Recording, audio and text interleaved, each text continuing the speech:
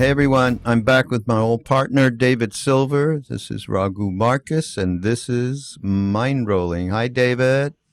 Hi, Raghu. Hi, everybody. Good to be back here. Yeah, it's so great to have David back. Thank you. Uh, it really is. I'm everybody out there. I'm pretty comfortable doing podcasts after I've done 300,000. Uh, but I'm never as comfortable as I am with David. So I just want you to it's just so easy.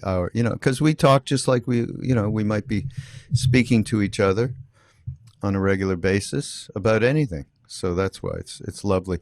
As you can all see, I've also, to make myself even more comfortable, uh, is having this background, which is the temple in Kenchi, India, which is where we hung out, Ram Dass and me and Krishna Das and others in with Neem Karoli Baba in this particular temple. And it's in the middle of a wonderful valley, and talk about feeling safe. So we are in a time of feeling unsafe, and so this is my little personal um, connectivity to feel safe. So I've got David, and I've got Kenchi. What else do you need on an afternoon, huh? Well, a dog and a cat, and we have that. Oh, yeah, we got everything. You know, Boy, yeah. these times, huh, David? We haven't even done anything on air, I don't think, since we've been quarantined, right? No, I mean, um, this morning on my run, uh, I don't usually communicate with other runners or workers. There's not that many. I leave very early. There are very few. No cars at all, ever. And it's in a very countrified sort of road trail. And this morning I was watching someone coming towards me who had a very aggressive look on her face. And, you notice people when you walk past them and run them.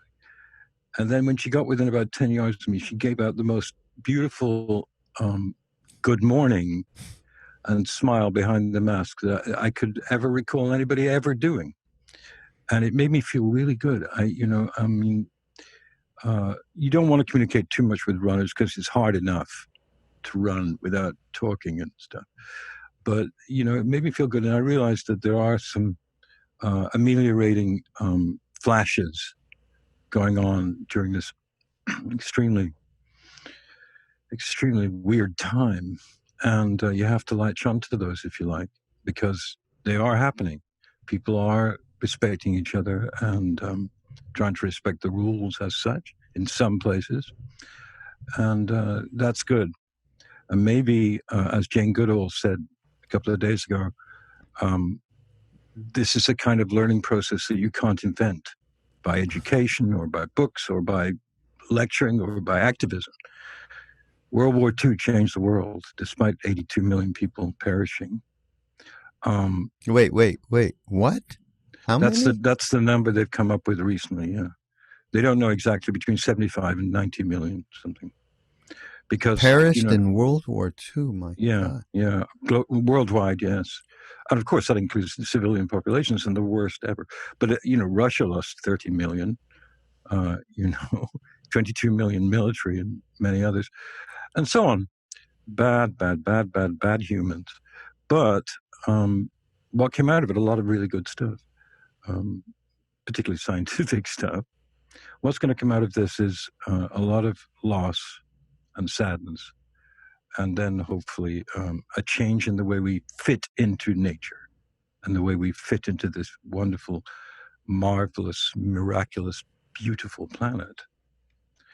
And, to quote Mick Jagger on the new Rolling Stones single, he says, "Oh, this planet is so beautiful.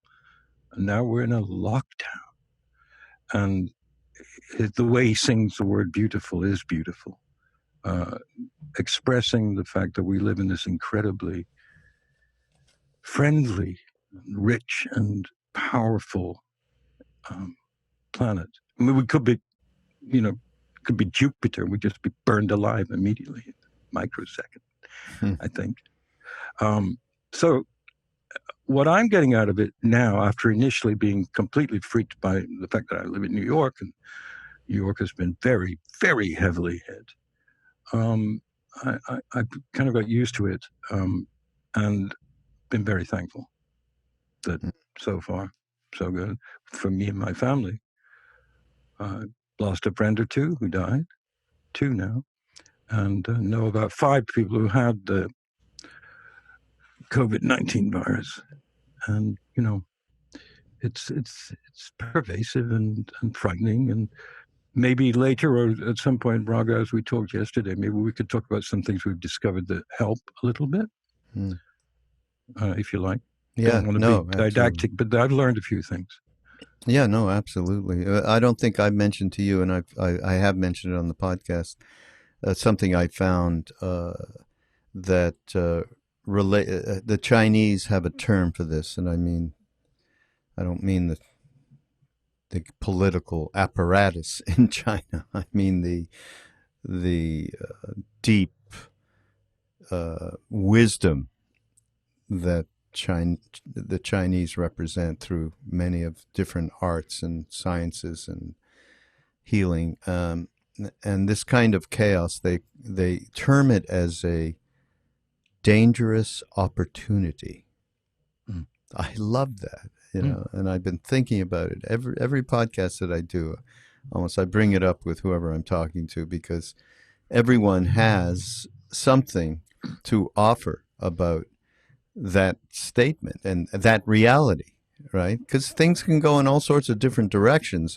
You've just actually enumerated some positive ones, and I've encountered, God, I might have encountered that same runner, that you encountered this morning, and more than one of them, and the interconnectivity is so self-evident when you're out at all, in public these days, I find. And that speaks to the opportunity. The danger is in, obviously, the uncertainty in so many different ways, the uncertainty of one's health, the uncertainty of one's ability to feed one's family and put shelter around them. These are not trivial things. And you and I are sitting at home in relative comfort and being able to feed ourselves and family and so on. But that is not the case, and obviously this can get way worse. And we hope that our deepest compassion and kindness comes out and is not just confined to those of us that are working, quote unquote, on consciousness, but those of us that have the power to make the kind of changes that can offer people a way to sustain themselves. And the other part of the opportunity for me is looking at what's happening with the environment. Isn't it amazing, all the different things that you see? I'm being sent pictures from India where the Himalayas are in view from places that they have not been in view for 30 years or more.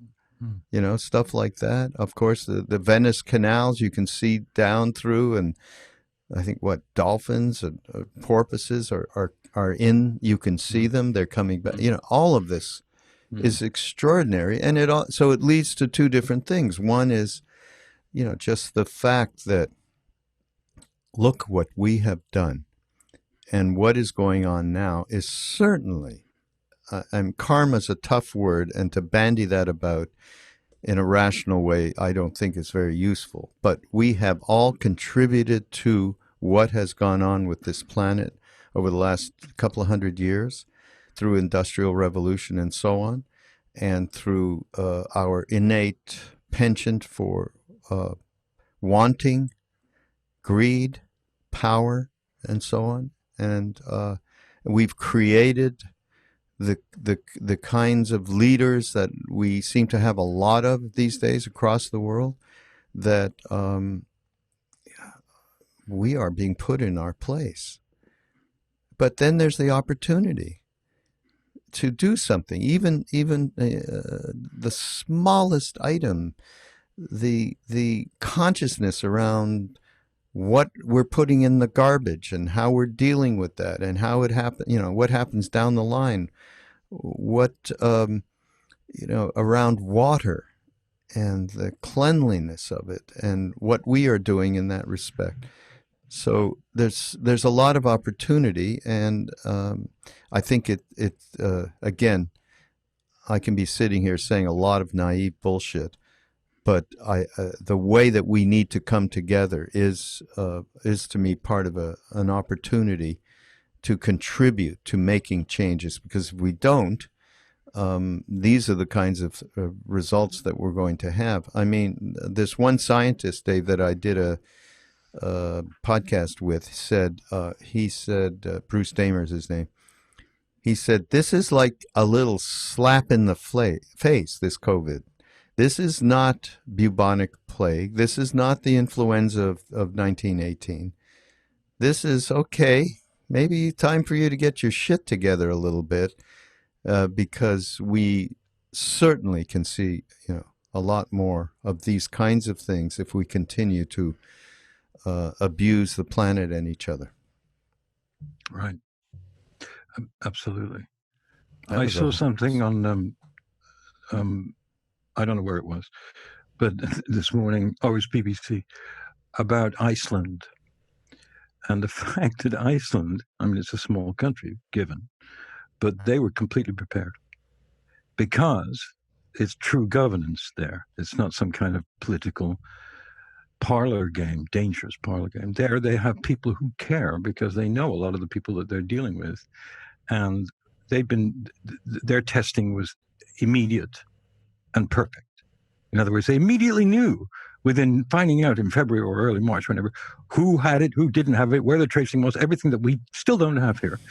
But more important than that, they had a genetic scientist on who said that by examining the genome and so forth of individuals, they could find out their proclivity for this, or their vulnerability to this, or how they would react to it, and who to deal with first to help. And the man who was talking was a scientist who started this 15 or 20 years ago. And when the BBC asked him, well, you are a small country and everything, he said, yeah, but the model can be reproduced. So when I was watching this, I was thinking, heavens above, there are people on this planet who are really wise, who really have foresight, and have positions close to power. In other words, they can exact or they can execute their vision via a government which is responsive to truly humanitarian science. And I was buoyed by this when I saw it. I thought, oh my God, it isn't happening here, but the planet is so diverse, so completely diverse, despite the interconnectedness of us all, that in one country, they had it down and they knew how to do it. And their people are grateful and thankful for that. Now, who knows what's going to happen in 3 weeks? This is the world we live in right now. It's changeable. But I was moved by, I was just moved by it, that there are people on this planet who are constantly at work trying to help other people. And that is inspiring and wonderful. And it is so difficult to, I've been political my whole life and to the left of left, like most of the people I know and love. I still am sort of like that.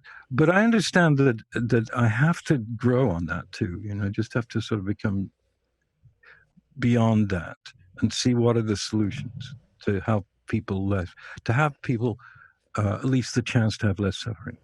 Ram Dass said one time that, oh my God, this world is full of massive suffering. That's a quote. And he didn't say it to depress us. He said it to hip us to the fact that that is the case. The billions of people don't have enough food. Billions of children don't have good water, all of that. And he was right. But his approach and the approach of other great teachers is, okay, we know that's happening, but there's no point in just becoming blame machines and anger machines, because it takes you over. And I've had that problem my whole life, And now it doesn't make me, adore Mike Pence or something. It's not like that. It's more like, don't get involved, drop it. And you know it's going on, don't ignore it. If you can help it, help it. But don't sort of just spend your whole life now in a state of torment, because it isn't going to help your family, friends, your children, or yourself, ultimately. And, when I used to scream at the TV, as soon as I saw DJ T, I don't do that now. And it's not because I'm going, oh, I like him now. He's great. He's so rational. No, I know he's a narcissistic lunatic. I'm aware of that. But my anger is what affects me. It doesn't affect him. The more I scream, Exactly. the less he hears. So, that's another great thing that's coming out, going back to the running thing. There are all kinds of symbolisms in these things. Like, I wear a mask. Most of the walkers wear masks. I don't see that many people. Maybe I see 8 people. And the ones that aren't wearing masks, I found myself for weeks, like, feeling anger towards them. Like, why aren't you wearing a mask? You're running, you're spitting, you're coughing, you're only a few feet. And now I've lost that too. I had that for weeks, months now in this lockdown, that I just like, wear a mask, you fuckhead. Now it's more like, I wish you'd wear a mask. I love you. No, it's not. It's not, but it's just not within myself, a grudging, nasty old geezer stuff. Yeah. So, hopefully everybody's checking on themselves and like, I saw a guy on TV talking about something which I wanted to bring up, which is that if you're actually alone now, and you have to be listening to this podcast more or less when we've done it or soon after we've done it, it is difficult to be alone, no matter what. We are alone in birth and death and in many transactions in our lifetime, but it's hard to be alone. It's nice to think that there's a partner with you or a family with you or something. And I learned a few things like, what do you do if you're alone to stop going crazy? And one of the things that comes up is do small amounts of what you know is positive, even if you can't do large ones. And if you're doing something that's really lazy and slovenly and vegetative and kind of depressed, do that, but play a game with yourself that after you've noticed yourself doing it, do something good for a minute or two, i.e., meditate for 30 seconds, not an hour, And if you can't walk anywhere, walk around your house for a few minutes or read a book for a few minutes. The point being that if you do this every day, you don't lose your center. Whereas if you just fall into a depressive, I hate the world, I hate Trump, I hate everybody, we're screwed, I'm screwed. I have one person in my life who's very much like this. And when I talk to this person, I've stopped saying that to this person, why are you so angry and depressed all the time? Because it doesn't work. You have to motivate yourself. You have to. You have to go, oh God, I'm turning into one of the people I don't want to be. I don't want to be that person. So do little bits of things, keep doing them, even if it's just reading a book a little bit a day and turning off the TV, even when you may even be enjoying it. Get rid of it for a bit. You'd be surprised how that grows. It has with me. I do not watch as much TV as I used to. And it's better for you because it's a nasty drug. Let's face it. It's a addictive thing, particularly in times like this when you can't go to a restaurant and hang out with people and be gregarious and happy and normal and wonderful. No, you're sitting on your own, in your pajamas with the dog asking you for more food and heaven knows. So TV seems to help, but especially watching the news. And, right. That is an addiction because the reasoning is you need to know what's going on. Yes, that things are changing rapidly, but that particular addiction is devastating because it has no end to grasping at stuff. And I think you're absolutely right. I have somebody I know who's no longer with us, a wonderful Chinese medicine doctor, um, who said, his name is Alex Taberry, do whatever it is that you don't like doing. Start somewhere. Do something that is completely out of your wheelhouse. And I'm adding on to it. And you cannot believe how effective that can be. And talking about some of the, you mentioned earlier, little prescriptions, which you just gave, some wonderful ones. Well, this is one too. Um, and it can be just, well, one for me was I love my cup of tea every morning. You know, it's like many people have that as a cup of coffee. I turned it into an insipid herbal tea that's good for me. And I watched myself go through, oh God, in the beginning it was like wrenching. It was wrenching because I had such a tremendous attachment.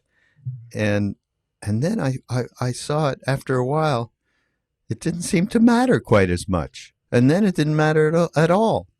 Now, I did make a deal with myself that in the afternoon I could have my cup of tea, two teas a day. Just some stupid shit like that. No, but the morning is particularly delicate, so it's a Yeah, great because that it's a gets great you triumph. kind of, so it was more devastating not to have it in the morning, let me tell you. But there are many little things that it's amazing. What happens is it starts to cut into the habitual patterns that we create on a day. And that's another thing that COVID is doing for us. It's, of course, cut uh, the regularity of us getting up. And for many people, not having a place of work to go to, they are working from home. And that creates a whole tremendously different environment, which requires, or not requires, which allows one to take a look at the habitual patterns that we have created. So uh, I think that that's a nice little tip. Just think of little things that you don't really want to do. They're not worth it. Make these kind of changes, this tiny little changes. You'd be surprised how far that goes in the big warp and woof of that gigantic story that we tell ourselves about who we are and what our preferences are, and how and you start to see how easily you go towards the most comforting thing. I'm sitting here with David, my comfort zone on podcast. I'm sitting here with a picture behind me. So I am doing these things, and I think it's righteous to do these things because it is so difficult to feel in any way safe and in all of the meanings of that word. So yeah, I like your prescription, and it's about the little things that we can do given what's going on. Yeah, it is. And to grow, I'm a very reluctant cook. Never do cook. Was never any good at it, and was lazy about it. And recently, one of my daughters bought me a microwave steamer. I never thought such a thing would be possible, actually. But you chop up your vegetables and put it in there, and put in 2 tablespoonfuls of water, and 4 minutes later, you have steamed vegetables. And I've become addicted to them. I always hated them. I don't give me steamed vegetables, mum or wife or friend. I don't like that. They taste like dirt. Well, ignorance. Now my kid saw that it would probably be propitious for me to learn how to do this at this advanced age. So now I'm doing it about 3 or 4 times a week. And, I clean the vegetables, mainly beets and yams, carrots, kale, and a little broccoli. That's what it is. That's what I do. And there it is on a plate 5 minutes later. And I eat it and I feel so good about it. That I have any food at all is lucky, actually, of course. But the fact that I've learned something that she forced upon me, because when she told me she was going to, I said, I'm not going to steam vegetables. If anything, saute them, yes, so they got some kind of. But no, she argued with me very vociferously, I might say, and sent me this beautiful porcelain Portuguese steamer, which is not ugly. It's nice to like look at. She knows how superficial and shallow I really am. That if it doesn't look good, I'm not going to use it. And so anyway, that's just something I've learned. Now ensues, we're going to have the Mindrolling cookbook cooking show. One page with two people who are so clueless. I can no, give you're you not a bad. couple. You're far better than me. I've stayed at your house a million times. You've cooked, not cooked exactly, but put together things. Put together. I like that word. Yeah, a little tofu and steamed vegetables. Yeah.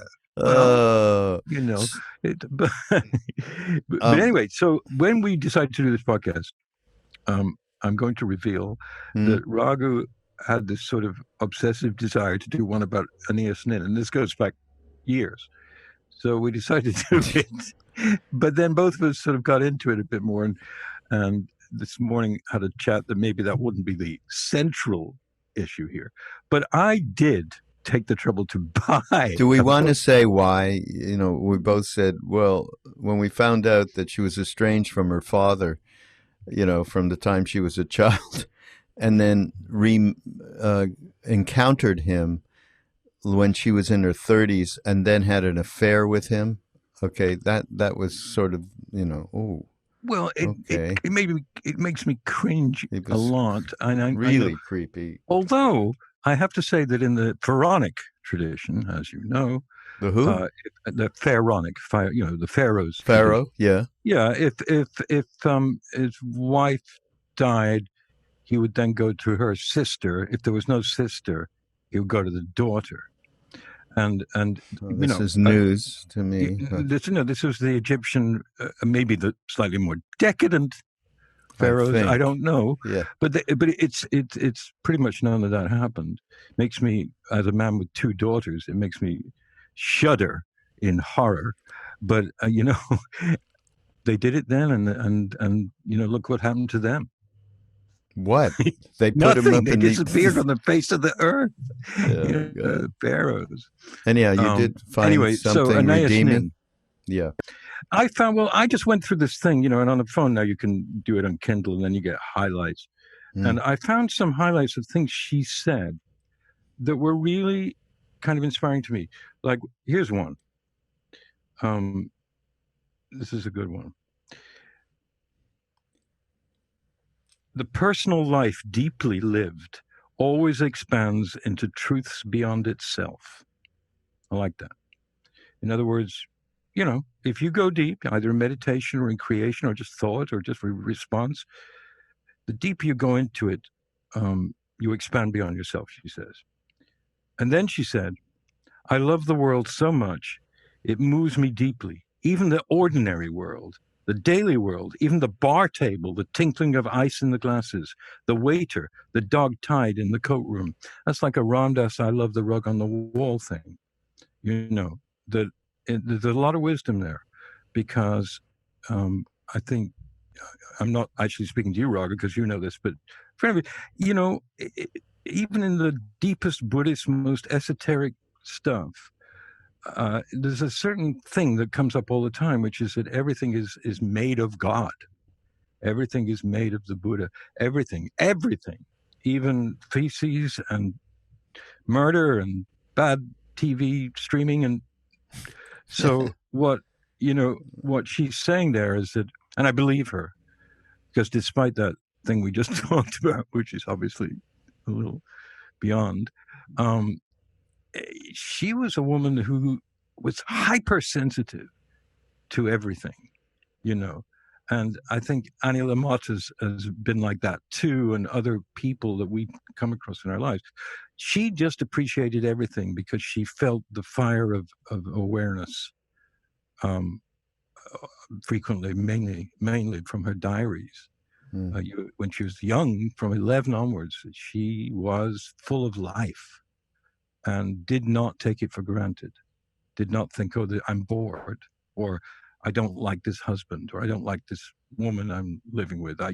She did all those things, but she had at least some appreciation for the beauty of the ordinary, the immanence of the divine in the ordinary. And when someone can express that, it always helps me out personally. Mm. I'm sorry. When I hit the incest thing, that was it for me. I'm so sorry. All right. Well, Well, part of it is because my mother was a yes. forensic psychologist, actually, attached to McGill University in Montreal. And she used to work with, she would go to the prisons on a weekly basis to work with some of the cases that she had gotten to help them. And there was a large proportion. Of course, murder was number one, murder within a family. And then incense was so common. It was staggering. This is in Quebec, everybody. And I used to go over for dinner, and she would share this stuff with me. I would be horrified. So I think that I was completely traumatized by all of this, and to have read about it is like, oh, so everything. And I love Henry Miller, by the way. She had an affair with Henry Miller, right? Who wrote Tropic of Cancer. And it was a lot about sexuality, and it was in my youth. That was how I found out a lot about sexuality, was reading Henry Miller, and I knew then about Anais Nin. So this was put the kibosh on that just a little bit, okay? It led me to think, not to cut this short, Dave, but it led me to think about somebody. I had received a book some months ago by Stephen Levine. And Stephen was very close to Ram Dass and was a big part of the working at bedside death and dying movement with Ram Dass, and had, obviously Elizabeth Kubler-Ross, and with Dale Borglum Ramdev. And I love his work, and he's an incredible poet as well. He died several years ago. And this book that was sent to me is called Animal Sutras. And basically, he was using, well, let me read a little bit, Dave, to give you an idea of what he was aiming at here. Animals have a natural mindfulness. They know what they are doing. Humans, who are full of confusion and seldom wholly in touch with their mind-body, need encouragement and technique to live in the present. As Rumi said, love is the bridge. So he started collecting animal spirit stories that were published over the last many years, and his direct experiences with them. And he created this book that has so much connectivity, and to me, when I started to look through it, because I knew I wanted to introduce it to David, and it goes back to what we were talking about in the beginning of this chat around what's going on for everybody in these times. And we've given a couple of little words of advice from our own experience that we've laid out. And I think that what Stephen is connecting to in this book is about nature and our disconnect from nature, and how we can reconnect through nature and through just animals around us, through being in the forest and so on. He talks about humans retrieving a sense of beauty, right? Just the warm breezes that are filled with fragrances and odors of the world. Our seeing and hearing, smelling and tasting, thinking and dreaming would all swim together. We would no longer be censoring the scintillation of energy vibrating in the alpine meadow, but instead would feel in the whole of our inner world the changing shapes in clouds and experience a considerable sense of safety while lying beside a trusted friend or mate. Simple kindness would evolve to profound mercy, with the inner world melting at the edge as the eye of beauty opened, and the fear that constricted around it and limited its focal length softened into trust in the process. Is that, I mean, that says so much. And it says so much about just like you. I'm doing the same as you. I'm going out actually a couple of times a day because of this new doggy that I have. Wants to go out in the early morning. And you know, doing your run through the forest nearby you, the woods, and don't we encounter that you know, the breeze, the smells, the just regular squirrels, never mind anything else, right? Mm-hmm. All of the animals that are populated throughout. And don't we start to feel a little bit more connected inside ourselves? I know I do when I go out there. I mean, it's absolutely necessary in these times. So, and I suppose it's not available. I mean, I can, where I live, I can, and where you live, we can go into a place that has some nature quotient to it, right? And I, that, I don't know what I would do almost without that at this point with this quarantine going on. But to have that, and even if you, I mean, sometimes I don't go up into, into nature itself, but I go on city streets, and fortunately, there's a lot of trees, and there's gardens that are people are creating and so on that are initiating other connectivity to nature. It could be just smelling a rose bush, and so I know it's not available to everybody in the way that we seem to be fortunate of just being able to walk and I'm in some hills and trails and so on, and you are the same. But yeah, we're talking about a connectivity to nature that can really help amplify the parts of ourselves that have been severely cut into by virtue of this pandemic. Mm. Absolutely. I mean, I keep a journal, or not. No, I don't now, but I used to. And occasionally, when I'm cleaning up or something, I'll come across something from 30 years ago. And even though I wasn't not connected, I didn't think about it much. I didn't absorb well, I guess the Buddhists call it the mandala of nature. That it is a perfect thing, no matter what. And then now, in the last period of time, noticing things. Like, for instance, I noticed that most birds hop, but the robins that come here at this time of the year between March and May to this part, there are thousands of them, and I see dozens and dozens every morning. They don't hop, they walk. And it's interesting because there's a little street that I go down, a long, long, long street. And the robins are in the woods next to the street, on the trail next. But they're also, yesterday, I'm walking and I see a robin at the side of the street. Look, did exactly what I was taught in England as a child. Look right, look left, look right again, go across the street. It's exactly what she did. And I mean, I was standing there watching her do this, like she did definitely look down the street both ways and then crossed it calmly.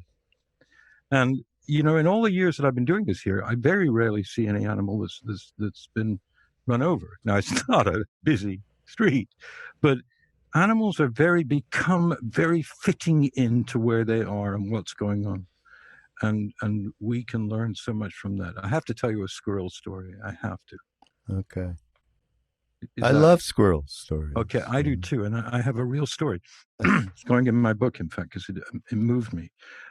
Where I live, for about a mile north, the first, say, half a mile or 3/4 of a mile, in the woods there are gray squirrels, like we've all seen everywhere. But then in the more northerly part of the walk, in the last half mile and then up from there, the squirrels are black, jet black, with shiny black fur. And it's just weird to me. It's sort of like segregation. Where I am are the gray squirrels, and then a mile and a half, all black squirrels. About 15 years ago, I was in the woods, and I heard this chirping noise that I'd never sort of and I said I heard because it was sort of like a lot of them doing it, and it's pretty thick woods. But then I came upon this little clearing, and what I observed blew me away. What I observed in the clearing was about 30 squirrels. I didn't count them, but it felt like about 30. Half of them were gray, and half of them were black. And they were doing a fucking dance. I swear. What do you mean? They were moving around in this circle, backwards and forwards. And they were mixed.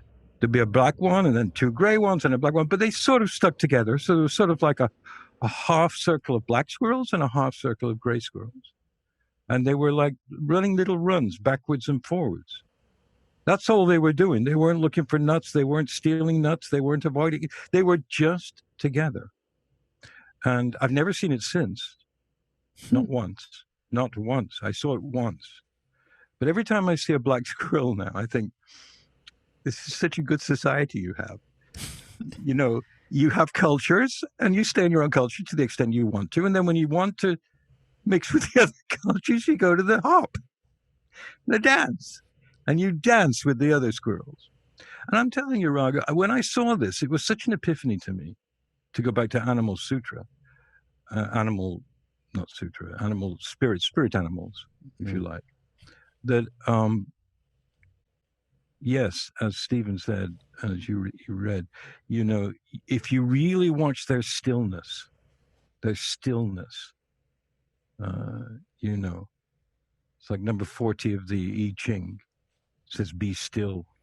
You'll find deliverance. Be still." And animals do run around and everything. We know that, but when they're still, they're completely still. Felines put a huge amount of energy into a few minutes and then sleep. In those few minutes, they get their food.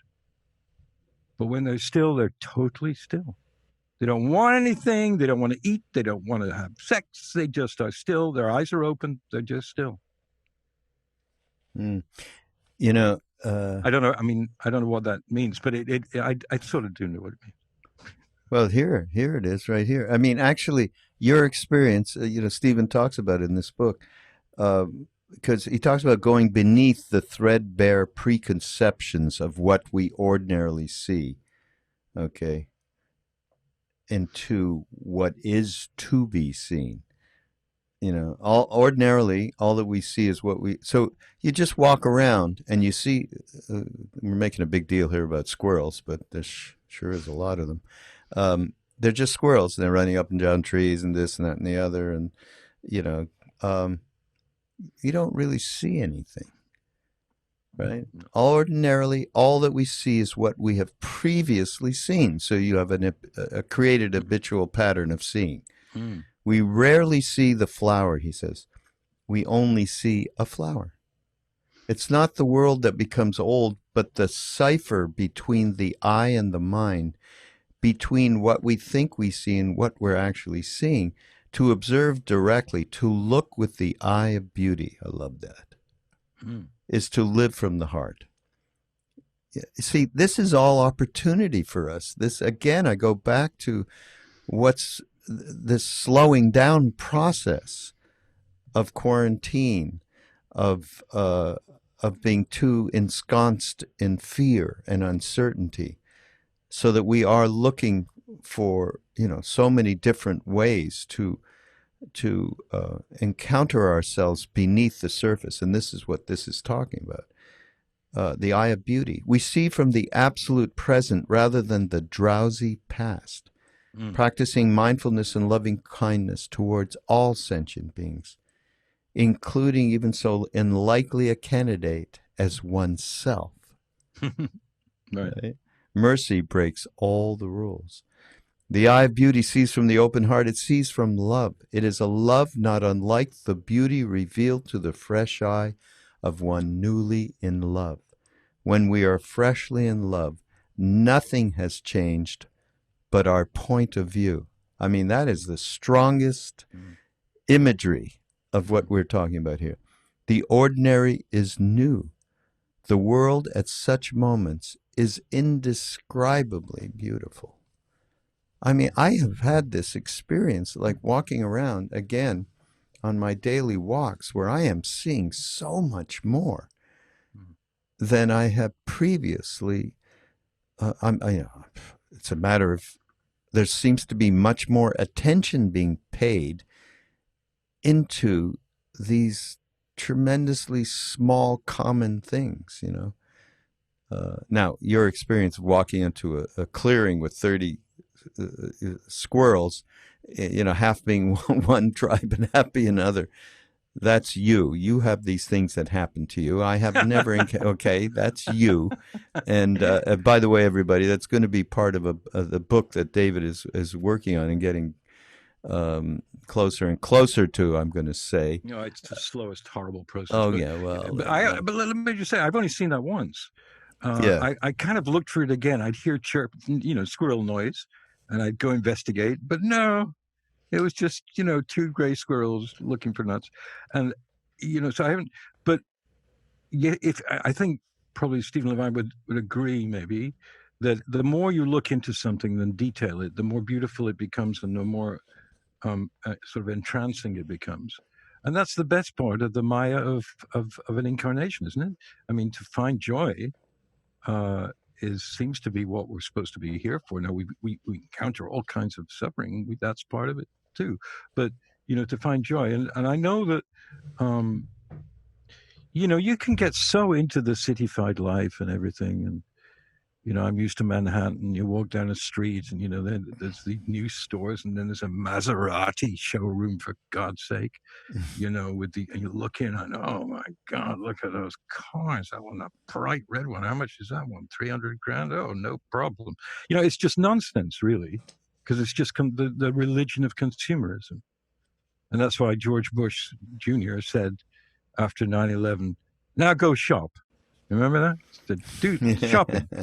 And, you know, he was, I mean, I have to give it to him. He was just saying to people, don't let this cripple you, which is fine. You know, that's okay to say that. But to say shop, he might have said, you know, go and hug your grandchildren or your mother more, which he probably would have if he'd have thought more about it. At this point, this blindness, the lens that we're given is almost AI.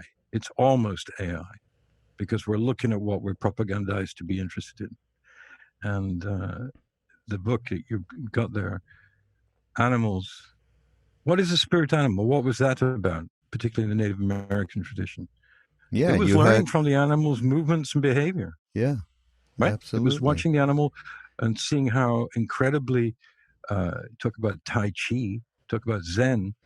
I saw this film on Facebook last week of some kind of, I don't know what it was, a puma or it was a dark-skinned, large cat, dark-furred.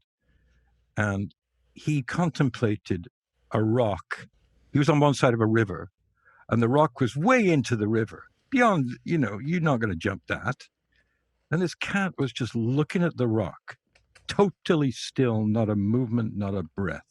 And then suddenly he just took off, flew through the air, a surreal amount of river, and landed perfectly on the rock and then sort of licked his paws. I'm watching, so I watched it like 16 times, you know. It's like, wow, look at this. I'm looking at a computer in my quarantined apartment in New York State at a puma from heaven knows where doing a miraculous act. Fantastic. If that's all we can get, then you get that. If you're not living in the woods and in a city and freaked because of various statistics that are coming your way about this COVID, then you have to root out in your environment what will stimulate you into a kind of quiet acceptance and joy, maybe joy.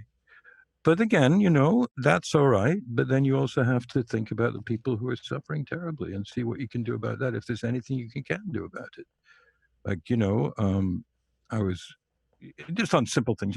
I was sort of pleased that when it came out that minority communities, African American and Hispanic in New York, were completely not within the realm of decent statistics as far as the virus goes. Yeah. That more of them are getting them and less of them are getting treated. And very quickly, Cuomo and de Blasio started acting on that. They really did. I mean, they sent vans and stuff and whatever to areas that are being ignored so that people could get quicker treatment, if not testing, some testing. In other words, politicians responded to suffering. Good. It's good. That made me happy that happened. What can we do when we're not politicians? Well, whatever we're doing, whatever our exquisite karma has led us to, we can work with that. Podcast, instead of me yelling at Raghu and telling him that I want to murder people, I think it's more beneficial to talk about the joy of just being in the presence of an animal, any perfect animal. They're all beautiful. They're all amazing. So then your mind will stretch to farming animals, industrial killing of cattle and chickens in this country and other countries. And then you've got to fight that too a little bit because they're like huge concentration camps for animals. Yeah. A lot more people are getting involved in this. A lot more people. And that's partially because of online communications. Yeah. I'm rambling. No. All right. Well, your turn to ramble. Come on. Okay. Yeah. I did that in the beginning. I got my turn. Not really. I like the offerings that we have tried to make here, relative to little steps that one can take to create spaciousness around this situation we're in and not get lost in fear, in the chaos, in the uncertainty, and because it stands to no purpose, none whatsoever, no matter what the circumstances are. And if we have the ability to just step outside, as we've been discussing, and using that as an analogy for opening ourselves up so that we can connect, and the way we're connecting with the runner running by, the way we're connecting, squirrels are getting a big part of our podcast conversation. So just one last thing from Stephen Levine's book. He uses bear energy as a metaphor. So it's related to walking meditation, which is a very powerful practice because, boy, we can all do it. And it's something like, if there is no nature and there are no trees and it's all just pavement, you can still do this. All you need is outdoor air and sunlight or rain, just elements. So he talks about this walking, and first we find the mind does all the walking, then gradually the body takes over, a step at a time, and soon we find it is the heart we are walking through. It becomes like the musical staff on which notes are written. Thoughts flow through the great heart of the spirit bear walking beside us. We sense an unexpected, inexplicable happiness, the joy of rolling in the meadow, of scratching our back against a rough pine, of clearing the path to the entrance of the heart. Step by step, we refresh the body. Gradually, the mind begins to note, and this is very excellent. I have done walking meditation in the insight meditation tradition, and this Stephen gives some just powerful methodology here. Gradually, the mind begins to note the sensations in each step, feeling the muscles lift the foot, then swing it forward, then place it back on the ground. We note the moment when both feet touch the earth before the next foot rises to the challenge, and attend to the moment-to-moment sensations that accompany each step. It is as though we are learning to walk all over again. Supreme mindfulness, right? We imagine what it might have been like to take our first steps as an infant or a cub. A sense of accomplishment rarely rivaled arises in our newborn body and mind, in our original heart.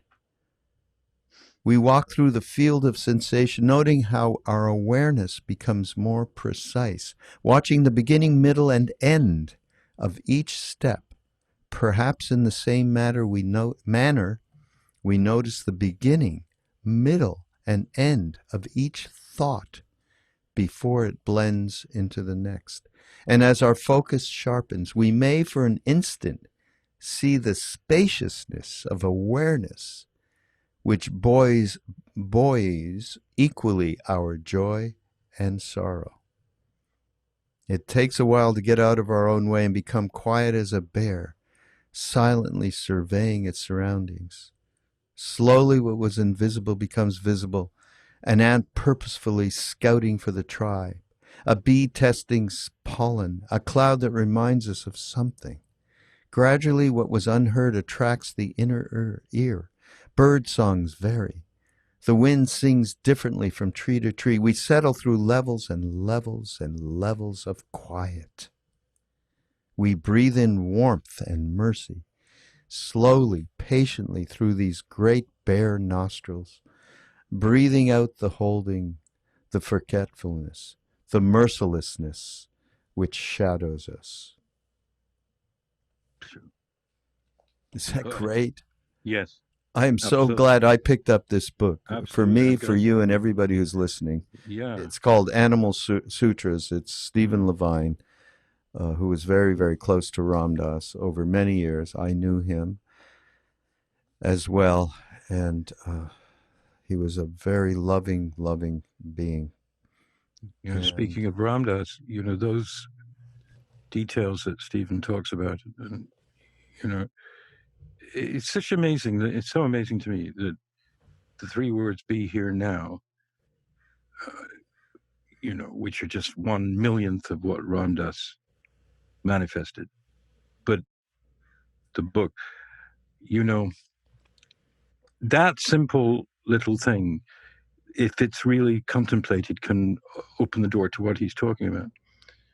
On a funny note, I was so desperate a couple of weeks ago to watch something on TV I hadn't seen that I found this show, I think on Prime, called Upload, which is a series, one of these dystopian Black Mirror type things that are really kind of horrible. But this was about when you die, they've got all your characteristics and everything, and you become this holographic person living in this holographic world. And it's, you know, you don't know, you know, and of course you're dead. You don't know this is happening. You're somewhere else. But this thing that has become you. So there's one point when the protagonist is going crazy when he first finds himself in this new place. He knows that he lived before somehow, but he's completely confused by it. And he goes to a bathroom. This place is very beautiful that he's in. He goes to this beautiful bathroom and he looks in the mirror and he goes, what's going on? What's going on? What can I do? Be here now. Be here now. Be here now. Okay. And then he gets into it. Now, the series is absolutely awful. I just don't want to... It's awful. It's badly done. It's silly. The acting is no good. But when I saw this, you know, in this weird show, it made me realize how pervasive and how important a teacher, a great, great, great, massive Maha teacher, like our newly departed friend and love being and genius. He did that. He found those three words and changed the world and Mm, changed himself and never yeah. relinquished his ability to be self-aware and honest about his real uh, persona, uh, not his soul, but the way he found himself acting and the way he taught us to catch ourselves acting Mm. in whatever way, acting, phonies, bunch of phonies, all of us acting. And he told us that, and that released us from that. I'm just sitting in a bit of a eulogy about Ramdas, I guess. I can't express enough how his articulation of a few things changed all of our lives and led us down roads that help us in these times of real strangeness and oppression and fear. I recommend any book by Ramdas. Uh, you pick it up anywhere in it, and you'll find some relief from maybe a little bit of neurotic or even worse feelings within this strange virus time, which will pass. It will pass. I mean, it's not going to be forever. And this time will be treasured as to how we used it, I guess. Yeah. Nothing is forever. Did I ever tell you this anecdote when I was living with Ram Dass last summer for a month, and it was just after a retreat or something, and still stuff was going on in terms of people needing his attention, and I was working out him to be on somebody else's podcast or show or whatever. I can't remember what it was. And it was early morning, and it was just before breakfast was being served, and I got all riled up about I got to get this information. I got to talk to Ram Dass, and we got to get it going. And I ran upstairs to his bedroom, and somebody said, "Well, where is he? He's in the bathroom." So I go in the bathroom, and I got all this charged energy. Now you got to remember, of course, I've known him as you know, but everybody else mostly knows, but they don't know. He's how I got to India. From my times in the early '70s. Uh, so I have known him, and I have known "Be Here Now" intimately, that phrase. And I ran up there, and he was shaving. He looked up at me, and he carefully put the razor blade down on the counter by the sink, and just did what he's always done with a gazillion people, and did the first minute I met him, just encountered me with his eyes, those deep blue pools, and everything just like evaporated out of me that I thought I needed to arrange with him in that moment that was so important, and it had nothing to do with the moment. And he didn't say a word. And I completely realized, oh, stop. And it's what Bhagwan Das said to him in 1967. Can you just stop and be here now? and the aphorism "be here now" went away. If you know what I mean, it's like it's a thing.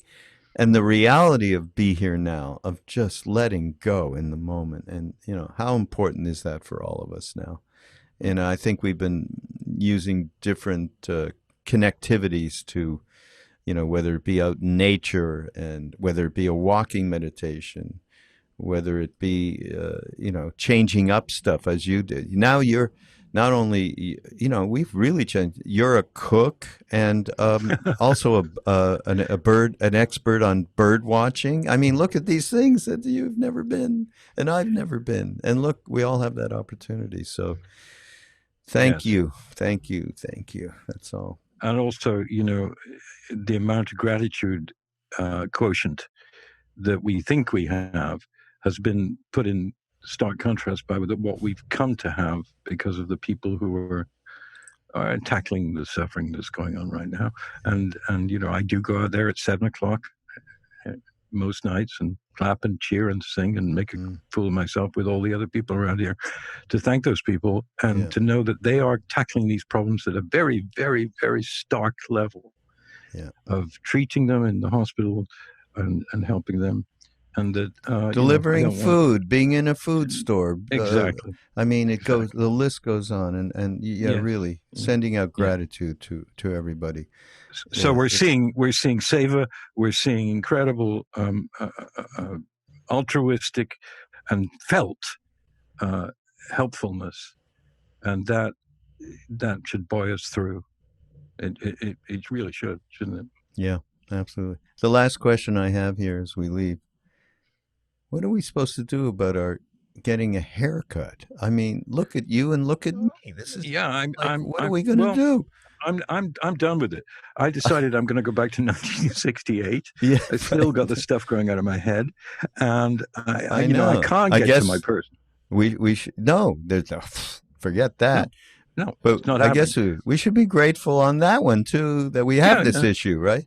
I mean, I'm enjoying it. It's a bit ticklish around the ears and everything, and I look at myself and I think, look at this ancient guy who's pretending he's 24. But the truth is, this is a minor thing, but you could always get one of those things and and do that thing, and just be a baldy. Be there, Thank you so much for hanging out with me and just making me feel just relaxed. I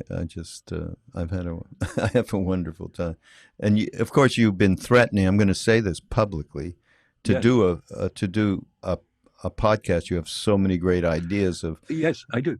And I'm modest too. No, anyhow, that's all. I'm going to do it. I'm going to do it. Look at this new machine I have here and everything, and this professional looking mic. And look at us with our two mics. It's kind of weird. It's a little strange. Let's not talk about that. All right, David, thank you. This is Mindrolling on BeHereNowNetwork.com, and we'll have show notes here, and we'll link up different stuff. I don't know about Anais Nin, but I guess we have to. I can't. It's my own thing, my mother, and oh my God, it's very you. But she's good for aphorisms, and look, let's face it. When she was talking not about incest, but about matters such as the acceptance of lesbianism and homosexuality, it was not what it is now. No, that was in the 40s or some crazy shit. So 30s, all right. 40s. Well, so she has. So okay. Let's give her that. We will. Okay. All right. See you next week, everybody. Yep. Ciao. Bye. Thank you, Raghu. It's great.